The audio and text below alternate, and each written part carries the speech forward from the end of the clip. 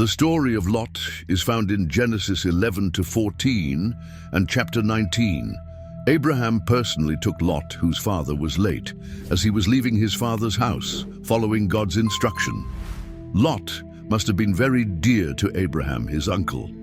Over the years, Lot became rich, having a flourishing business and servants like his uncle. But that was going to change in the years to come.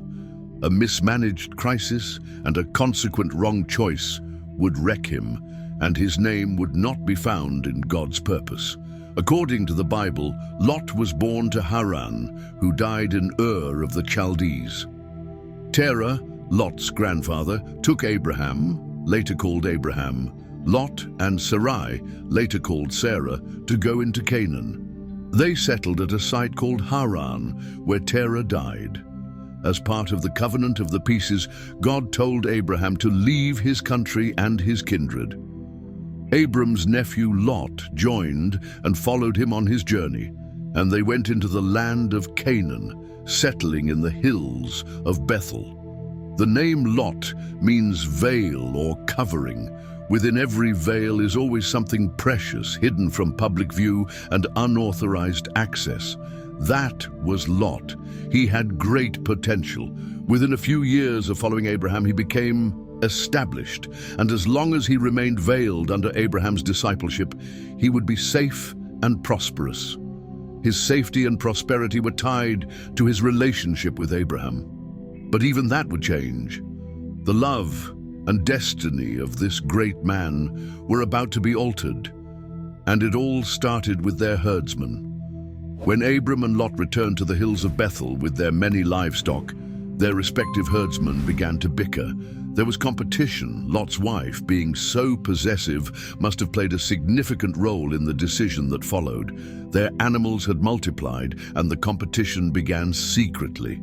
The height of it was the day when a serious dispute arose between Abraham's herdsmen and those of Lot. Lot was mute. He made no effort to apologize to his uncle or to caution his servants. Abraham, sensing the danger that lay ahead, called Lot and kindly spoke to him for a lasting solution. In Genesis 13, 8 through 9, Abraham said to Lot, "Let there be no strife, I pray thee, between me and thee, and between my herdsmen and thy herdsmen, for we be brethren. Is not the whole land before thee? Separate thyself, I pray thee, from me. If thou wilt take the left hand, then I will go to the right. Or if thou depart to the right hand, then I will go to the left." Abraham's suggestion was a test for Lot, a test of his submission. Unfortunately, Lot failed that test. He went ahead of his master when he was supposed to follow after Abraham had chosen. He was actually nursing grudges against his uncle, bitterness and strife against the man who had shown him so much love and would later risk his life to rescue him from raiders.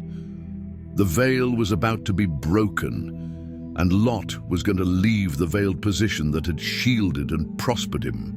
It was not just the attraction of Sodom alone, but a quest for freedom.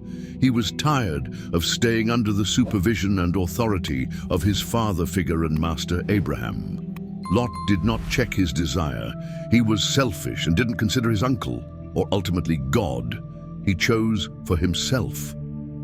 And Lot lifted up his eyes and beheld all the plain of Jordan, that it was well watered everywhere before the Lord destroyed Sodom and Gomorrah, even as the garden of the Lord, like the land of Egypt, as thou comest unto Zoar. Then Lot chose him all the plain of Jordan, and Lot journeyed east. Lot left, like Eve, who beheld and fixed her eyes on what the Lord commanded not to touch or eat. That location had always been there. Abraham had seen that there were economic opportunities there, but he decided to stick to God's instruction and remained in Canaan. Lot saw it as an opportunity to reach the location Abraham had previously refused to go. All this while they had walked together. Now he was going to go alone. He would not even ask counsel from the Lord, knowing fully well he had been the one who stopped Abraham from going there. But that city would not last. All its beauty and glamour would be turned to ashes. A few years after Lot had settled, a very sad event took place, an event that should have made him rethink his decision. The 5 kingdoms of the plain had become vassal states under an alliance of 4 eastern kingdoms led by Chedorlaomer, king of Elam. They served this king for 12 years, but in the 13th year they rebelled. The following year, Chedorlaomer's 4 armies returned. At the Battle of Siddim, the kings of Sodom and Gomorrah were defeated. Chedorlaomer despoiled the cities and took captives, including Lot, who dwelt in Sodom. When Abram heard what had happened to Lot, he led a force of 318 trained men and caught up with the armies of the 4 kings in Dan. Abram divided his forces and pursued them to Hobah. Abraham brought back Lot and all his people and their belongings. This was an opportunity for Lot to realize that he needed to stay under Abraham's covering. But no, Lot went back to Sodom. He had built a house and settled among them. He had even given his daughters in marriage to the Sodomites. Peter, referring to him in 2 Peter 2:8, said, "For that righteous man dwelling among them in seeing and hearing vexed his righteous soul from day to day with their unlawful deeds." He was not comfortable, but again his wife may have influenced his continued stay in Sodom. He now had a house, a flourishing business, and even in-laws in the land. A part of him had been given to them. One day, as Abraham was sitting in front of his tent, 3 men came to him. They were actually 2 angels and the Lord God himself. Abraham entertained them, and when they were about to leave, the Lord told Abraham that the cry of Sodom had reached him, and he wanted to confirm what he had heard. This was his way of telling Abraham the danger coming to his nephew. Abraham pleaded with the Lord to spare the city for the sake of the righteous. God, in mercy, would have to bring Lot out for Abraham's sake. In Genesis 19 we read, "And the 2 angels came to Sodom in the evening, and Lot sat in the gate of Sodom. And Lot saw them and rose up to meet them, and he bowed himself with his face toward the ground and said, 'Behold now, my lords, turn in, I pray you, into your servant's house, and tarry all night, and wash your feet, and ye shall rise up early and go on your ways.' They said, 'Nay, but we will abide in the street all night.' But Lot urged them greatly, so they turned in and entered into his house. He made them a feast and baked unleavened bread, and they ate. After supper that night, before bedtime, the men of the city, both young and old, gathered around Lot's house, demanding that he bring out his 2 guests so they could know them carnally.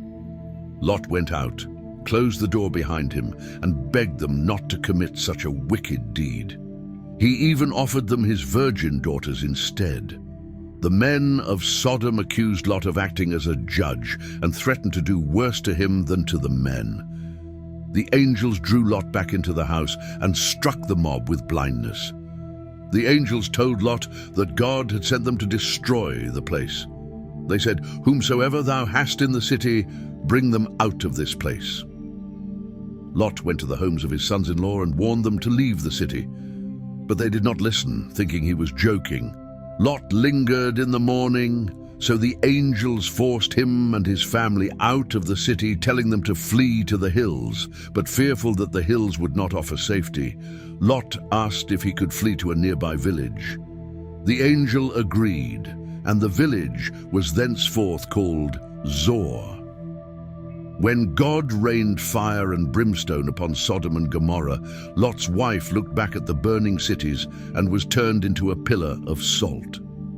The sun was risen upon the earth when Lot entered into Zoar. Then the Lord rained upon Sodom and upon Gomorrah brimstone and fire from the Lord out of heaven. And he overthrew those cities, and all the plain, and all the inhabitants of the cities, and that which grew upon the ground, but his wife looked back from behind him, and she became a pillar of salt. Abraham rose early the next morning and looked towards Sodom and Gomorrah and all the land of the plain. He saw the smoke rising like the smoke of a furnace. Lot and his 2 daughters later resettled into the hills, living in a cave. The elder daughter, seeing that there were no men to marry, told the younger that they should sleep with their father to continue their lineage. They plied Lot with wine until he was too drunk to understand what was happening. The elder lay with him first, then encouraged the younger to do the same. From these incestuous unions, the elder daughter conceived Moab, father of the Moabites, and the younger conceived Ben-Ami, father of the Ammonites. Lot's life reveals how a single selfish decision can drive a man into ruin and waste.